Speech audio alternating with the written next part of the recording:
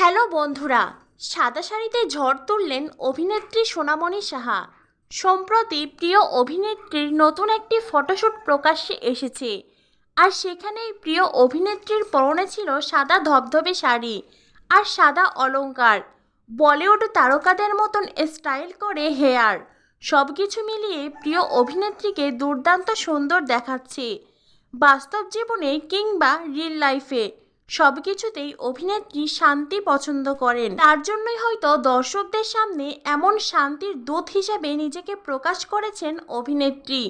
প্রিয় অভিনেত্রী আরও বলেন, এর আগে কখনো আমাকে এমন লুকে দেখা যায়নি। এমন একটি লুক পেয়ে অভিনেত্রী তো দারুণ খুশি। অভিনেত্রীর কথাই, প্রতিদিনের রুটিন থেকে বেরিয়ে যদি অন্যরকম কিছু করা যায় তবে কার না ভালো লাগে। আমারও বেশ ভালো লাগছে এমন একটা লুক পেয়ে। কবে সিরিয়ালে ফিরবেন অভিনেত্রী, দর্শকরা তো অধীর আগ্রহে অপেক্ষা করে আছেন।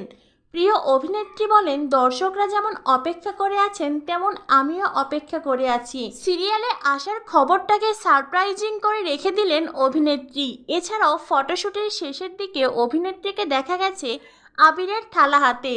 সব কিছু মিলিয়ে অভিনেত্রীকে এমন একটি লুকে দেখে তোমাদের কেমন লাগলো অবশ্যই কমেন্ট করে জানিয়ে দিও। আর পরবর্তী আপডেট পেতে আমাদের চ্যানেলটিকে সাবস্ক্রাইব করো। ধন্যবাদ সবাইকে।